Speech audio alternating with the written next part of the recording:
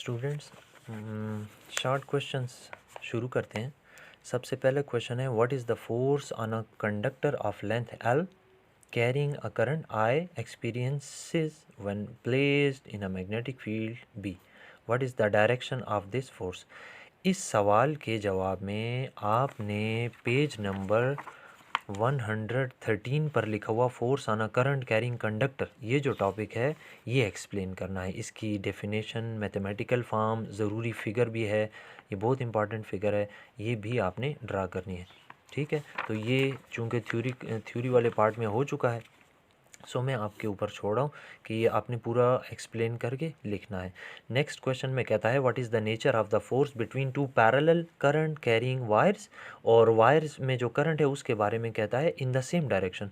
यानी अगर आप इस फिगर को देख लें कि इसमें दो वायर्स, मैंने ये कंडक्टिंग वायर्स हैं, इनकी करंट्स हैं, दोनों सेम डायरेक्शन में फ़्लो कर रही हैं, तो ये किस नेचर की फ़ोर्स इनके दरमियान में एग्जिस्ट करेगी। तो इनके दरमियान अट्रैक्टिव फ़ोर्स एग्जिस्ट करेगी। आपको फ्लेमिंग का लेफ़्ट हैंड रूल आना चाहिए और राइट हैंड रूल। ये आपको चैप्टर के स्टार्ट में जो मैंने ये कहा था कि जिस डायरेक्शन में करंट फ़्लो कर रहा होता है उससे अपने थंब को कर्ल करें तो मैग्नेटिक फील्ड की डायरेक्शन पता चल जाती है। तो अगर आप पहले ये पता कर लें कि इस करंट के फ़्लो करने से जो मैग्नेटिक फील्ड इसके गिर्द क्रिएट होगा वो कैसा होगा, तो आप राइट हैंड रूल के मुताबिक देखेंगे तो ऐसा होगा इनसाइड। इसी तरह अगर उसकी तरफ से राइट हैंड रूल अप्लाई करके देखें तो फिंगर्स इस कंडक्टर के पीछे से होती हुई बाहर निकल आएंगी, यानी इस तरफ से इधर होंगी, और उस साइड पर अगर देखें तो अंदर को जा रही होंगी आपकी फिंगर्स। बहरहाल हमें तो अंदर देखना है ना। अब दूसरी इंपॉर्टेंट बात नोट करें। अब फ्लेमिंग लेफ्ट हैंड रूल में आपको याद होगा कि मैंने आपसे कहा था ये एफ़ है, ये बी है, ये आई है, एफ़ बी आई। तो अब आपने अगर ये चेक करना हो कि मेरे इस कंडक्टर पर इसकी वजह से कितना फील्ड फोर्स लगती है, तो देखें मैं क्या बोलने लगूँ, ज़रा नोट करना। अच्छा, आपने इसकी करंट लेनी है और इसका मैग्नेटिक फील्ड लेना है, क्योंकि अप्लाई तो इसका मैग्नेटिक फील्ड फोर्स करेगा ना। अच्छा, तो अब इसका मैग्नेटिक फील्ड बाहर की तरफ है, तो आप अपने इस मैग्नेटिक फील्ड वाली यानी फोर फिंगर को, शहादत वाली उंगली को इसकी तरफ रखें, तो ये आपकी तरफ है, अभी इस वक्त ये कैमरे की तरफ है, ठीक है।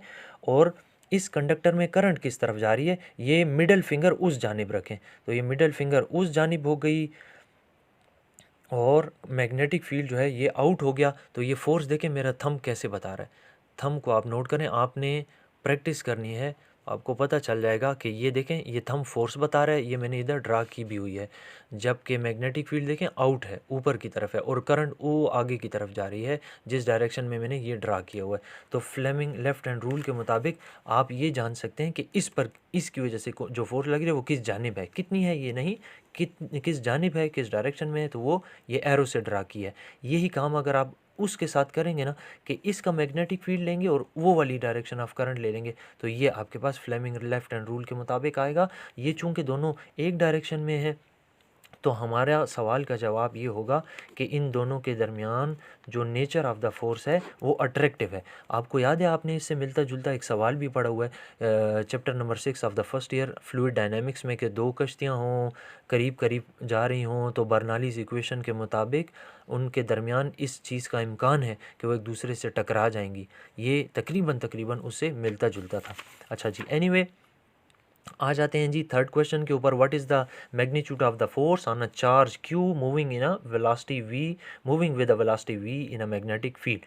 तो आपने इस थर्ड नंबर के जवाब में पेज नंबर 122 के ऊपर देख लो, पेज नंबर 122 के ऊपर ये जो motion of a charge particle in uniform magnetic field है ना, इस टॉपिक को एक्सप्लेन करना है। ये मैथमेटिकल इक्वेशंस इसके अंदर डिटेल से लिखनी है।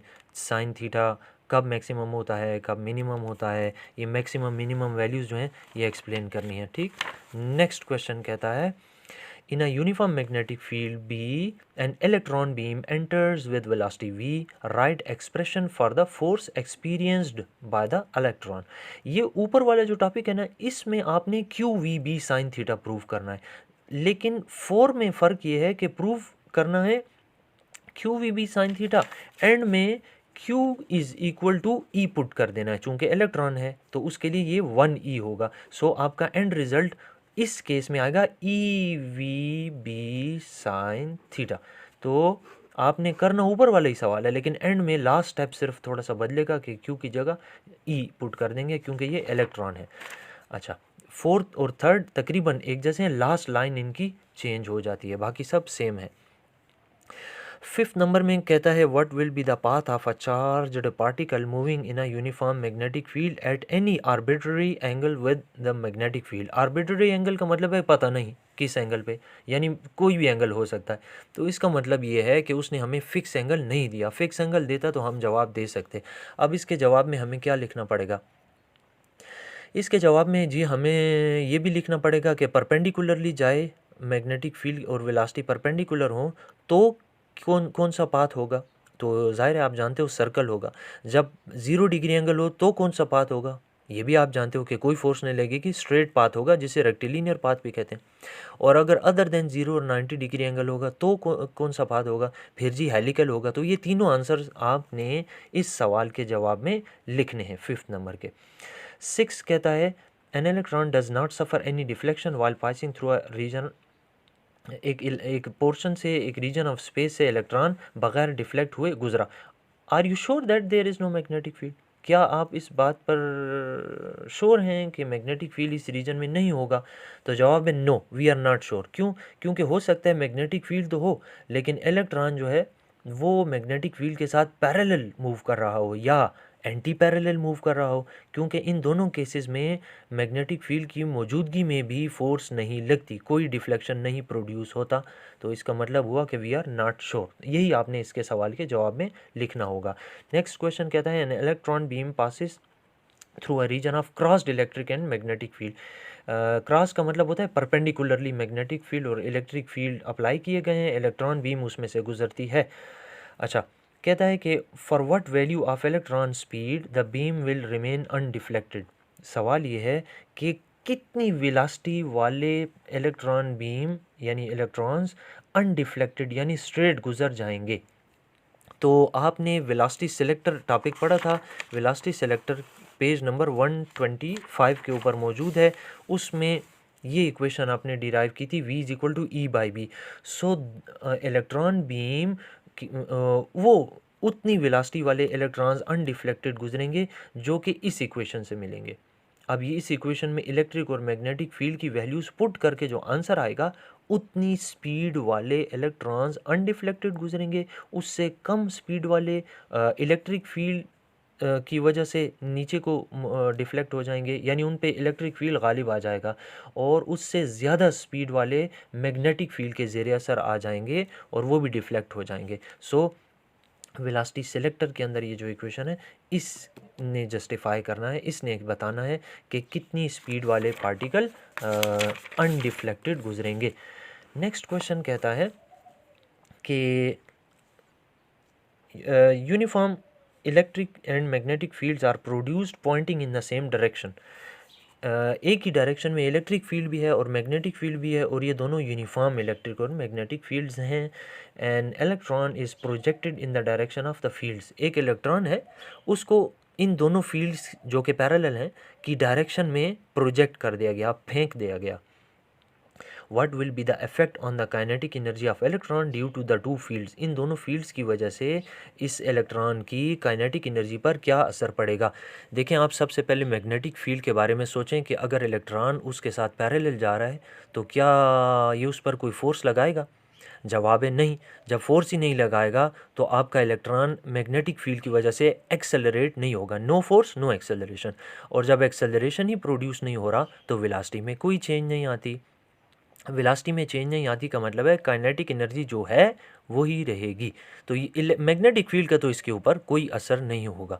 आ जाते हैं जी इलेक्ट्रिक फील्ड की तरफ। इलेक्ट्रिक फील्ड जो होता है, इलेक्ट्रॉन की कोशिश होती है कि वो उसके अपोजिट मूव करे। ज़ाहिर है अपोजिटली चार्ज्ड जो है पॉजिटिवली चार्ज होता तो उसकी डायरेक्शन में मूव करता, लेकिन ये चूंकि इलेक्ट्रॉन है और इसको इनिशियल वेलोसिटी के साथ in the direction of electric field project कर दिया गया है। अब होगा क्या कि ये इलेक्ट्रॉन डीसेलरेट होता जाएगा, होता जाएगा, होता जाएगा, इसकी स्पीड घटती जाएगी, घटती जाएगी, और ये एक मोमेंट के लिए रेस्ट में आकर और फिर इलेक्ट्रिक फील्ड के अपोजिट मूव करना शुरू कर देगा।